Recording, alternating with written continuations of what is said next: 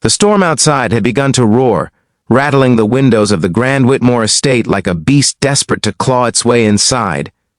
In the flickering candlelight, two sisters stood side by side at the top of the staircase, like night and day forced into the same portrait. One shone like the sun, golden curls, flawless smiles, and a gown that sparkled like morning dew. The other remained like a shadow, hidden, quiet, and nearly invisible, though her eyes held continents of depth no one ever cared to explore. As the Duke of Blackridge arrived, boots wet with rain and eyes sharp as a predator's, the girl's father stepped forward with a smirk that held both desperation and calculation. He gestured toward the glittering sister and uttered the words that would stain the air forever. "Take the pretty one.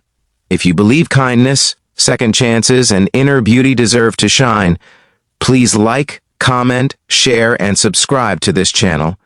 Your support helps us continue bringing powerful stories like this to life." Arabella Whitmore, the chosen one, smiled brightly and lowered her lashes in a practiced display of elegance.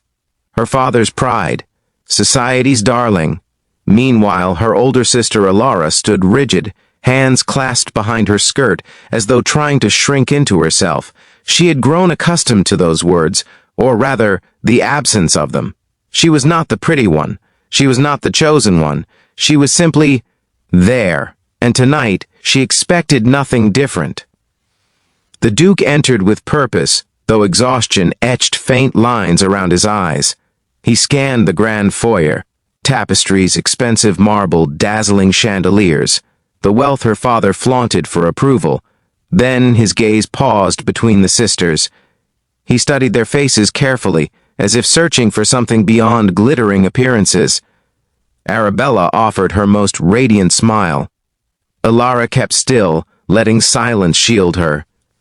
Lord Whitmore pulled Arabella forward by the elbow, proudly announcing, she was the ideal future duchess. Beauty, charm, youth, and all the superficial things society treasured more than goodness.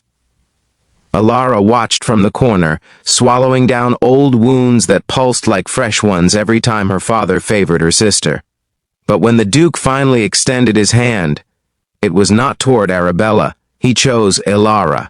A gasp rippled through the hallway. Arabella's face fell, her painted smile cracking like porcelain.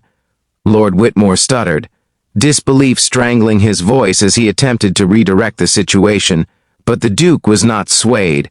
His voice, smooth yet commanding, filled the space as he declared Elara the one he wished to court. Not for her beauty, not for her charm, but for reasons only he seemed to understand. Elara's heart stumbled in her chest. She wondered if it was some cruel joke, but the Duke's steady gaze told her it was genuine. She felt seen, truly, deeply seen, for the first time in her life. Her father's fury simmered behind his mask of dignity, but he could not refuse a duke. So with forced approval, he allowed the courtship to begin. From that night forward, everything changed. Elara arrived at Blackridge Castle within days, expecting to feel intimidated by its grand halls and imposing architecture. Instead, she found quiet beauty, warm hearths, fresh flowers in every room, and a sense of peace unlike the anxious perfection of her childhood home.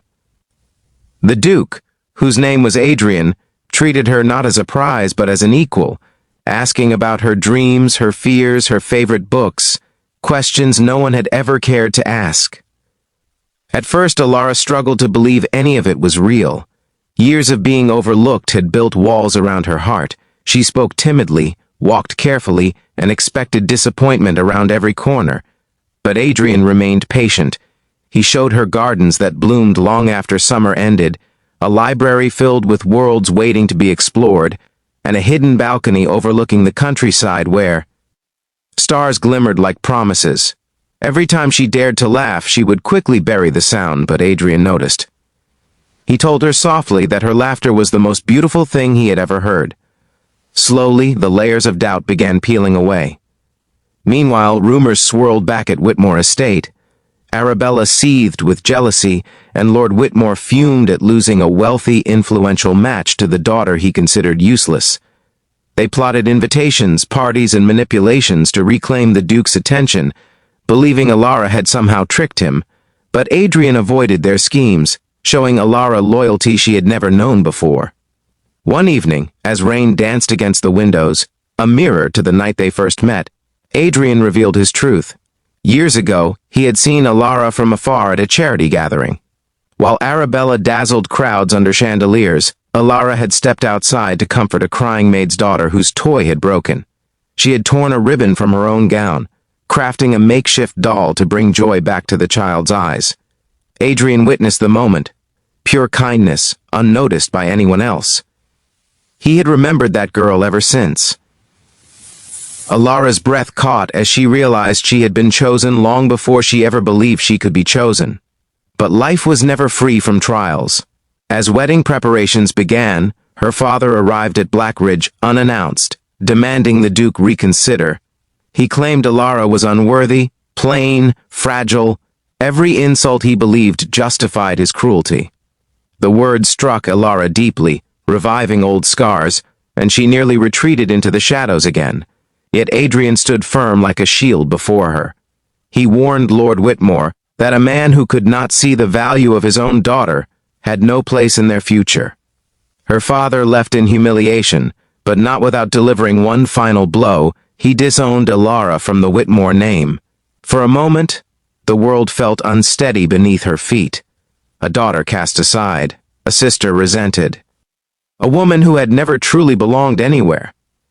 But then, Adrian took her hands and reminded her that she would never again be unwanted. She was his choice, not by accident or convenience, but by admiration and love. She felt warmth bloom inside her like sunrise breaking through decades of endless night. Their wedding day arrived beneath a cathedral of gold and white, where the air smelled of roses and hope. Yet among the joyous celebration, Elara still thought of her family, even the ones who hurt her. She wondered if they would forever see her as the girl not worthy of love. Still, she lifted her chin and stepped forward, choosing her own worth for the first time. As the vows were spoken, and the world applauded, Adrian whispered that he had not only married a duchess, he had married the bravest soul he had ever known. Elara stepped into her new life with grace and gratitude, becoming a beloved duchess known for her compassion and fairness. She opened schools for children of every status. She hosted gatherings where the ignored were treated like honored guests. She helped people find their voices, because she remembered what it felt like to lose her own. But the story does not end simply with love and triumph. Fate had one more test waiting, a situation that would show the world exactly who she had always been. Months into her marriage, a letter arrived from Whitmore Estate. Arabella had fallen ill. Her beauty, the very thing she had built her life upon, was fading, leaving her terrified and alone. Their father, desperate and ashamed, begged Elara for help. Elara stood holding the letter for a long while, emotions swirling within. She thought of every cruel moment, the whispers, the neglect, the humiliation of being measured against a sister who effortlessly embodied everything she was not allowed to be. She remembered how it hurt to be invisible. But she also remembered the little girl she once loved, the sister who used to braid her hair before jealousy divided them. She remembered that compassion was her strength, not her weakness. She chose forgiveness. Elara traveled back to the estate, not to prove anything but to heal. When she entered Arabella's room, her sister turned away in shame. She believed Elara had come to gloat, to revel in the downfall of the once-adored beauty. Instead, Elara sat beside her and gently took her hand. She saw fear in Arabella's eyes, the same fear that had lived inside her own heart for years. They cried together, quietly, letting old wounds finally speak. Elara provided medicine, comfort, and something Arabella had never offered her, unconditional love. Lord Whitmore realized too late that the daughter he dismissed was the one who saved their family from complete ruin. Though he never fully learned to express his guilt, life made him humble, and Elara, despite everything, chose peace over bitterness. Her life became a reminder that beauty earns admiration, but kindness earns devotion. If this story has touched your heart or reminded you to believe in inner strength and true love, please like, comment, share, and subscribe. It truly helps us continue creating meaningful stories for you. Special request, before you leave, please comment below. We are more than what others choose to see. I will be reading every comment. As years passed, Elara and Adrian welcomed children into a world better than the one that raised them. They taught them that worth is never measured by appearance, wealth, or the approval of others, but by the goodness they carry within. And when Elara walked through the gardens of Blackridge, surrounded by laughter and blooming roses, she understood that life had not rejected her. It had merely waited for her to step into the place where she truly belonged.